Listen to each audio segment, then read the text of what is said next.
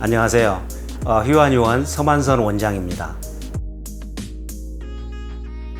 두통은 말 그대로 머리 통증이 두통이라고 생각하시면 될 것 같아요. 인류가 처음에 생기고 나서부터 아마 발생이 됐던 가장 흔한 질환이고요. 원인에 따라서 어떤 기질적인 문제가 있는 경우가 있고 기질적인 문제 없이 흔히 발생하는 그런 두통 두 가지로 분류가 될 수 있겠습니다. 영상을 보고 계신 분들 중에 두통을 한 번도 알아보지 않은 사람은 없을 정도로 두통이 아마 광범위하게 나타날 수 있고요. 자기가 지금 앓고 있는 두통을 어떻게 할 건지, 지켜볼 건지, 아니면 치료를 할 건지, 아니면 검사를 해볼 건지, 여기에 대한 판단을 하시는 게 가장 중요할 것 같은데요. 가벼운 감기 몸살에서부터 아주 무섭게는 뇌암이나 뇌종양까지 이 사이에 있는 모든 질환이나 증상에 동반될 수 있는 게 두통이거든요.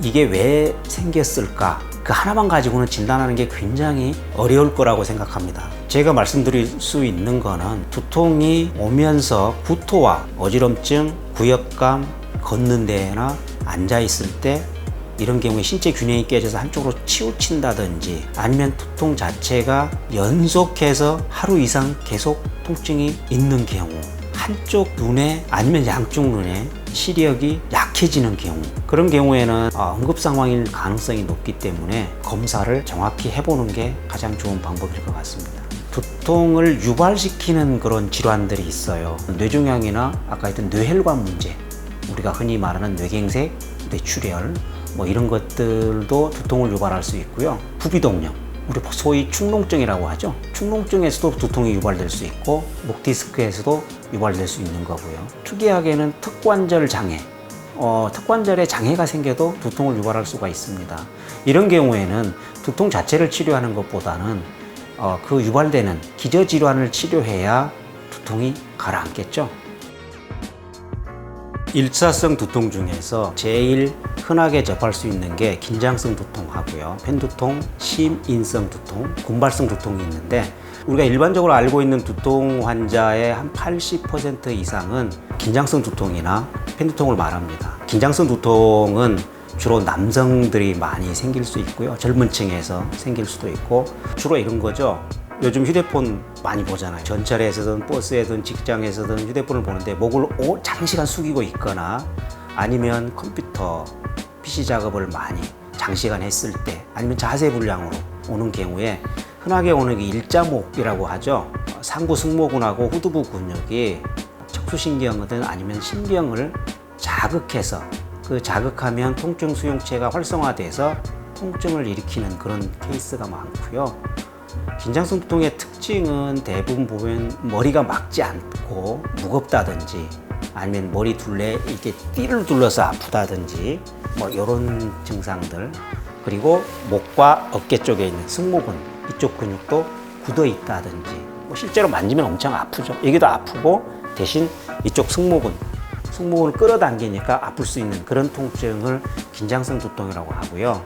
편두통은 주로 여성들이 많이 가지고 있는 증상인데요. 일단 두통이 오면서 심장 박동하고 같이, 심장이 한번 뛸 때마다 욱신, 특히 관자놀이나 이런 데가 아픈 그런 경우가 많고요. 또 하나는 안구통이라고 해서 이 문 쪽에 통증이 생기는 경우도 많고요. 아직까지 정확한 원인은 잘 파악을 못하지만 지금 알려져 있는 걸로 보면 뭐 뇌혈관의 경련, 뇌혈관, 그래서 혈관성 두통이라고도 이야기하고 그렇습니다. 또 하나는 여성들이 생리 전후로 두통이 아주 심했다, 호전됐다 이렇게 하는데, 그러다 보니까 여성 호르몬하고도 연관성이 있다고 생각을 하고 있고요. 가족력이 많다고 그렇게 생각하고 있습니다. 뭐 정말 두통이 왔을 때 타땡이나 개땡이나 이런 걸 복용해서 두통이 호전이 된다면 뭐 굳이 치료를 받을 필요는 없죠. 그렇지만 두통이라는 게 만성적으로 생겼을 경우에는 주의력이 저하된다든지, 아니면 기억력이 떨어진다든지, 뭐 이런 걸로 인해서 사회생활에 문제가 있을 수도 있잖아요.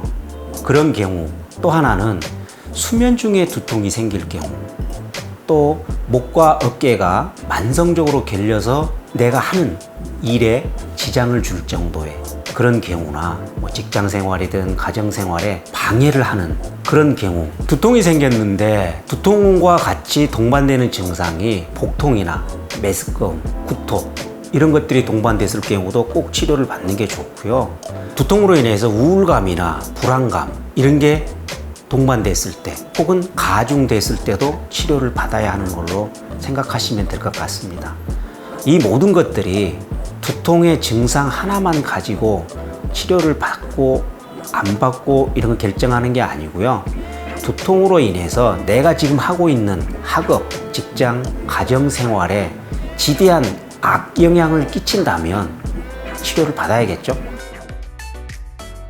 가벼운 두통 같은 경우에는 식단 조절, 잠을 푹 자야 되거든요. 수면이나 아니면 스트레스 해소에 대한 그런 방법들 이런 것들이 선행이 돼야 되고, 적극적으로 내가 이걸 대처를 해야겠다 할 정도에는 차 종류로는 감국차라는 게 있습니다. 들국화인데요. 머리로 올라가는 열을 아래로 내려주는 그런 역할을 하기 때문에 그걸 꾸준히 드시는 것도 좋을 것 같고, 결명자 차도 괜찮습니다. 예전에는 메밀차. 근데 이게 특징이 뭐냐면 차다는 거예요. 그래서 위로 올라가는 열을 어떻게 하면 아래로 끌어내려서 차게 만들어서 두통을 해소를 할까? 아마 이거에 착안했다고 볼 수 있을 것 같습니다. 피해야 될 음식도 있는데요. 주로 가공식품이에요. 베이컨이나 소세지, 치즈나 커피, 알코올 이런 거는 피하시는 게 상책입니다. 두통을 해소할 수 있는 가장 간단한, 직장에서도 할 수 있고요, 책상에서 할 수 있는 방법을 말씀드려 볼게요. 자, 양손을 이렇게 펴고 양 팔꿈치를 탁자에 대고요. 양 손가락으로 양볼을 감싸 쥐어요. 숨을 들이쉬면서 손가락으로 턱을 앞으로 빼는 거예요. 앞으로. 이렇게. 그 다음에 숨을 내쉬면서 천천히 머리를 뒤로, 숨을 들이쉬면서 목을 앞으로 빼는 거예요. 이렇게 빼고 다시 또 천천히. 이렇게 해서 3회를 한 세트로 해서 5회 정도 하시면 목이 굉장히 편하실 겁니다. 두통도 해소가 될 수 있고요. 지압법에 대해서 한번 이야기를 해볼게요. 양손을 목 뒤로 깍지를 찌고요. 이 목은 뒤쪽으로 가고요. 뒤쪽으로 밀고 이 양손을 앞쪽으로 밀면서 서로 충돌하는, 서로 밀고 당기고 밀고 당기고 이렇게 하는 방법이 있고요. 엄지손가락을 귀 바로 위에다가 대고 이렇게 해서 이 두피를 이렇게 좀 문질러주는, 이렇게 해서 문질러주는 이 방법도 괜찮습니다. 이렇게 하시면 될 것 같아요. 이 방법으로 시원해지는 정도, 통증이 가라앉으면 얼마나 좋겠어요, 그죠? 증상이 완화되지 않았을 때는 치료를 받는 게 훨씬 좋겠습니다. 30대 직장 맘이시고요. 발생이 처음 시작됐던 건 거의 중학교 다닐 때부터 생겼고, 그래서 긴 시간 통증에 시달린 그런 분이죠. 가족력도 있고요. 그분의 어머님이 두통을 계속 앓고 계시고, 저희 한의원에 오셔서 진단하고 진단 결과가 편두통으로 이렇게 진단을 받았고요. 그 편두통이라는 진단을 처음 받은 게 아니고요. 대학병원에서든 종합병원에서든 이렇게 해서 진단을 받고 오신 분이었기 때문에 훨씬 더 진단하기가 쉬웠다고 그렇게 생각할 수가 있겠습니다. 한약에서 치료는 대개 보면 몇 가지로 나누는데요. 침하고 뜸, 그다음에 약물요법, 상부 승모근을 이완시킬 수 있는 그런 물리요법들, 또 약침 치료, 거기다 경추 추나까지 이렇게 다양한 치료법을 가지고 사용하거든요. 금방 말씀드린 그런 방법을 통해서 3개월 정도 치료를 하고 나서 80%가 소실됐다는, 그걸로 만족하신다는, 그렇게 해서 그런 기억이 하나 있습니다. 추적해서 보고 있는데 예전처럼 그렇게 심한 그런 경우는 없었다고 하기 때문에 저도 만족하고 그분도 만족하고 아주 기억나는 사례 중에 하나네요. 남성분 같은 경우에는 40대 정도 되시는 분이고 PC 작업을 오래 하는 그런 직장이었던 걸로 기억을 합니다. 체질 검사나 스트레스 검사 이런 걸 통해서 진단을 내리기로는 긴장성 두통으로 진단을 내렸고요. 그 긴장성 두통이라고 본 이유는 회사에서 휴일보다는 직장에서 일을 할 때, 특히나 스마트폰이나 컴퓨터 작업을 많이 했을 때 주로 나타나고 상부 승모근이나 등 근육, 그다음에 후두부 근육까지 탁탁이 굳어 있는 그런 상황이었습니다. 긴장성 두통 같은 경우에는 한방에서 쓰는 침 치료가 엄청난 탁월한 효과를 가지는 경우가 엄청 많습니다. 상부 승모근의 근육을 긴장된 걸 이완시켜 준다든지 그 근육 긴장이 신경의 통증 수용체를 활성화시켜서 통증이 생기는 그런 케이스이기 때문에 그 부위를 따뜻하게 해서 이완시켜 준다든지 아니면 약침 치료로 이완을 시켜 준다든지 이렇게 해서 치료한 케이스인데요. 아주 좋았습니다.